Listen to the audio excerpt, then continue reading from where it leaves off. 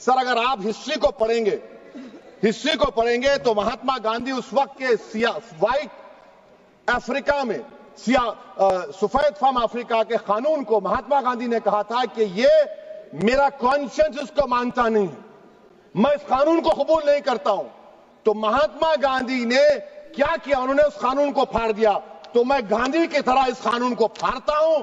ये अनकॉन्स्टिट्यूशनल है सर। इस देश में झगड़े पैदा करने का काम बीजेपी करना चाहती है। असाउद्दीन ओवैसी। बहुत शुक्रिया सर। स्पीकर सर, मैं ये वक्फ तरमीमी बिल की मुखालिफत में खड़ा हुआ हूं।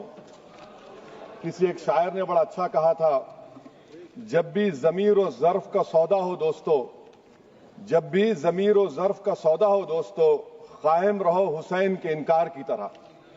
सर, ये वक्फ तरमीमी बिल भारत के गयूर मुसलमानों के ईमान पर, इबादत पर एक हमला है।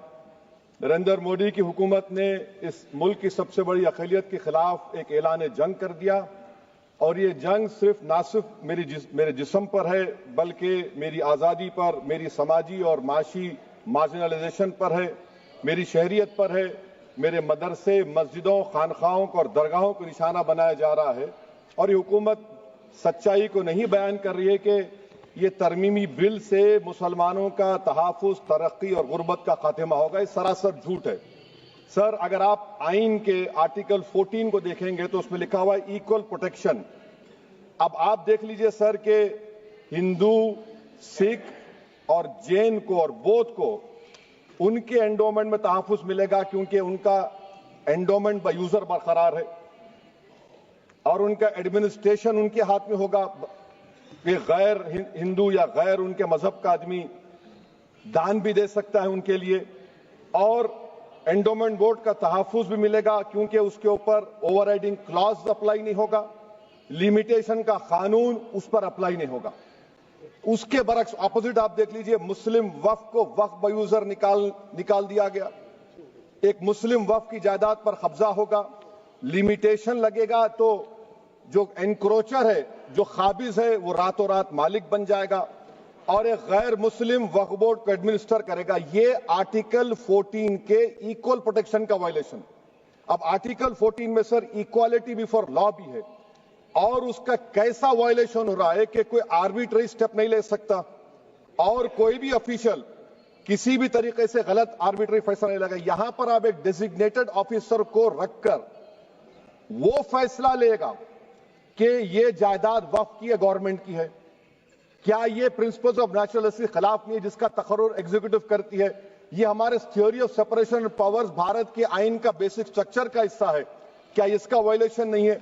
सर, आर्टिकल 25 का वायलेशन कैसे है कि आप मुसलमानों से वक्फ बाय यूजर छीन रहे हैं और फिर आप कर्ब कर रहे हैं वक्फ वाल औलाद को, मगर वहीं पर दूसरे धर्म के मानने वालों को उनके मजहब पर चलने की पूरी इजाजत है। लफ्ज जो आर्टिकल 25 में इस्तेमाल हुआ सर, वो इक्वली एंटाइटल्ड, यहां पर मुसलमानों के इक्वल एंटाइटल्ड नहीं हो रहा।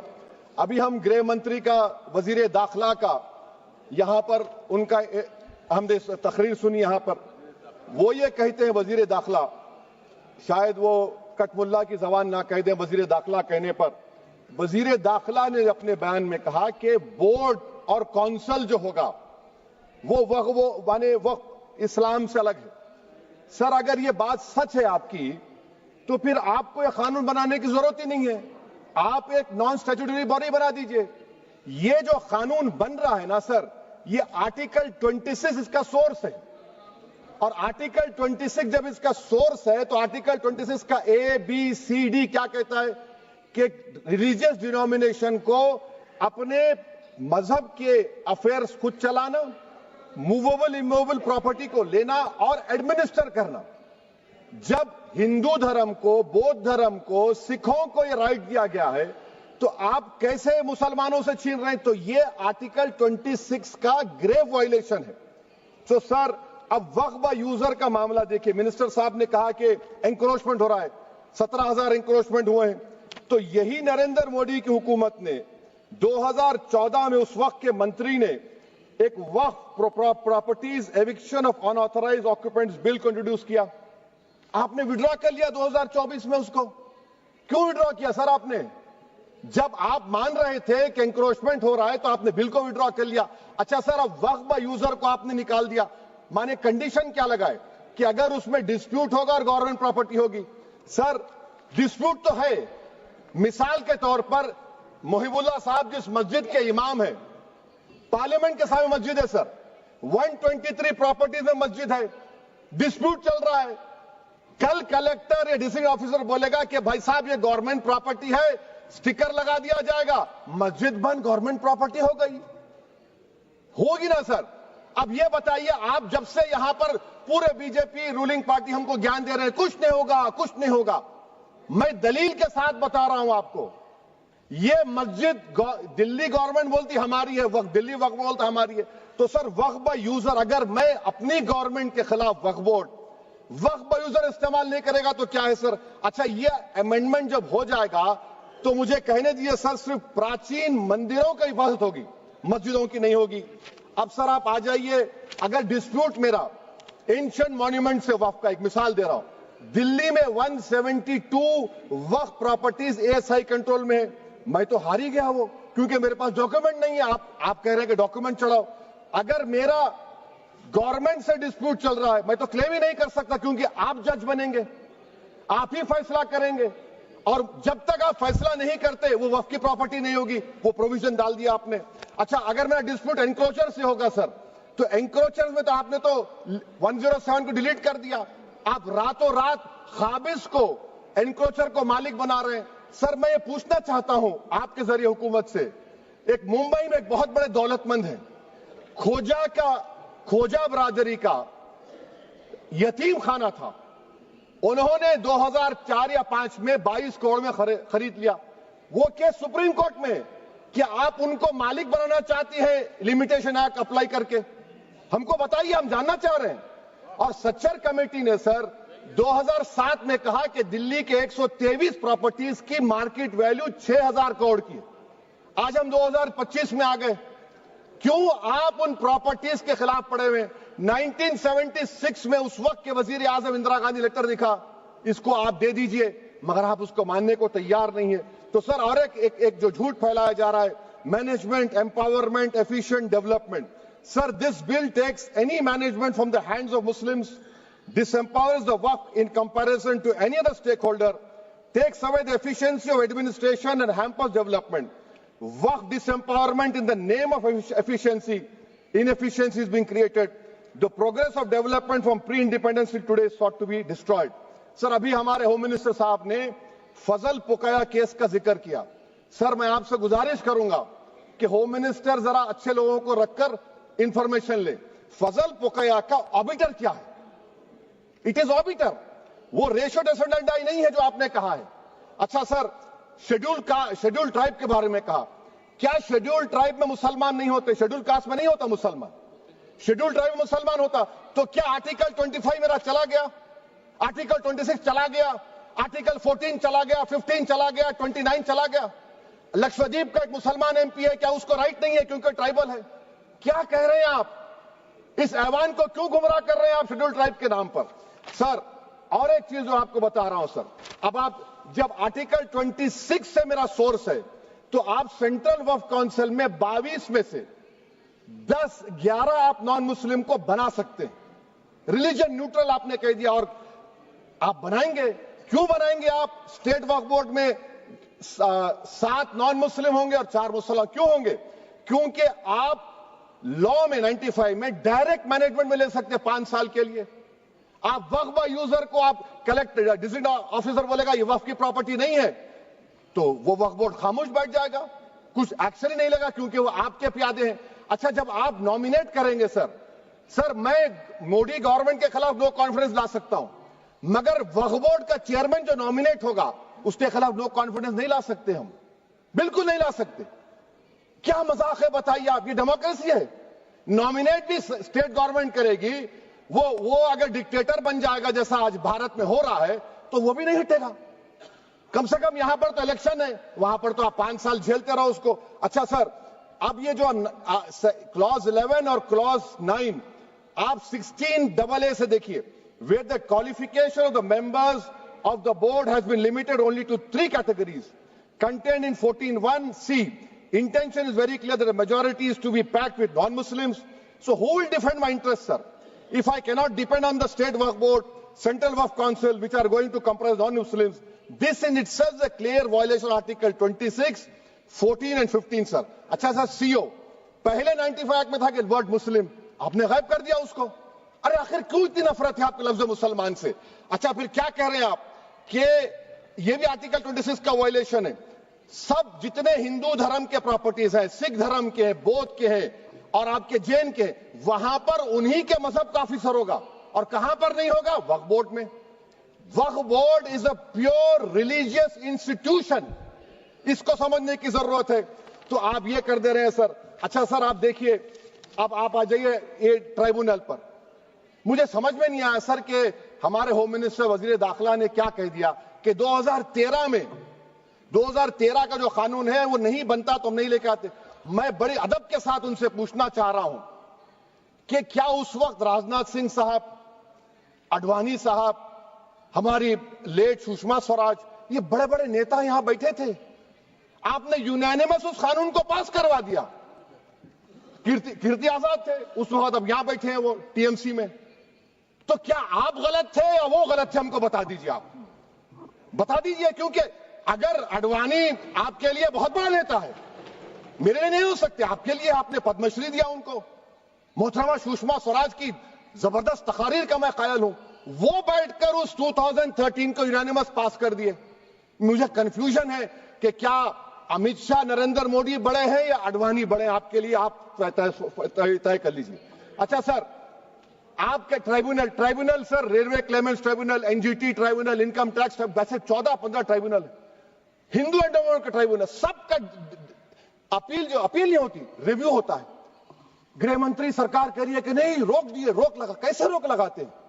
रिव्यू और अपील में तो फर्क होता है ना सर। आप ही कह रहे हैं कि पूरे कोर्ट्स में बैकलॉग है और आप अपील कर रहे हैं। अच्छा सर, रिटायर्ड डिस्ट्रिक्ट जज 95 में सिटिंग डिस्ट्रिक्ट जज था, जो एडमिनिस्ट्रेटिव कंट्रोल था सीजीआई साहब, उसको निकाल दिए। अच्छा सर, अब आप अभी हमारे मंत्री साहब ने कहा trust, sir Shri Sai Baba trust 2004, वो ये कहता है जो ऑफिसर उसमें काम करता है उसको साई बाबा का डिवोटी होने चाहिए और उसको डिक्लेरेशन लिख के देना पड़ेगा। यहां पर हो रहा तो यहां पर क्यों नहीं हो रहा? अच्छा सर, आप फिर देख लीजिए, ये आपका हो गया सर। हां, अब अमित शाह साहब ने सेक्शन 2A के बारे में कहा और उन्होंने इस बात का इकरार कर लिया कि दाऊदी बोहरा के लिए यह बनाया गया है। मगर मैं आपके जरिए से गवर्नमेंट से पूछना चाह रहा हूं, आपने तो उस प्रोवाइजो में दाऊदी बोहरा का नाम ही नहीं लिखा। आपने उनको भी थैंक यू कर दिया, उनका नाम क्यों नहीं लिखा आपने? और सर, और गवर्नमेंट क्या कर रही है? आप मुस्लिम समाज में जो बेकार किस्म के लोग हैं उनको एक रास्ता बना रहे हैं, एग्जिट दिखा रहे हैं कि तुम्हें वक्त से बचना है तो तुम्हें ट्रस्ट बना लो। ये क्या कर रहे हैं सर आप? कम से कम उन दाऊदी बोहरा को आप दे देते। अच्छा sir, clause 3V section 36 clause 18 देख लीजिए। Oral Waqf, oral appointment has sought to be discontinued even though it is recognized practice in Islam. Muslim personal law is recognized oral waqf and 1937 Shariat Application Act.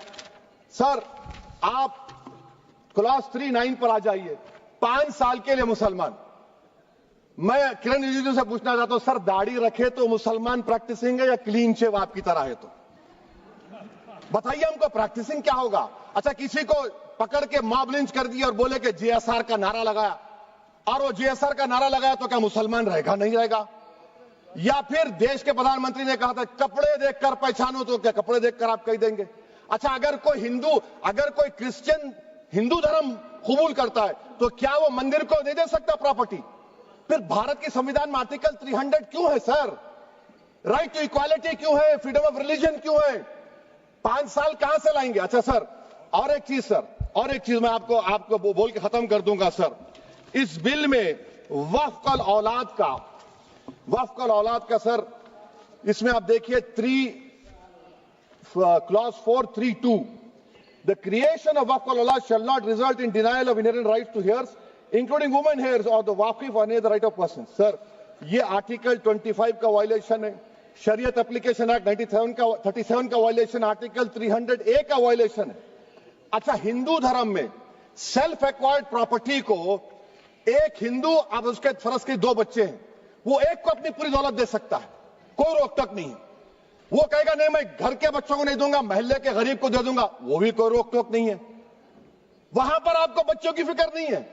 जब मैं अपनी property को अल्लाह को मालिक बनाकर दे रहा हूं, आप कह रहे बच्चों की फिक्र नहीं है। इतनी मोहब्बत आप बिल्किस बानो से दिखा देते तो आपके लिए दुआएं देती आपके लिए।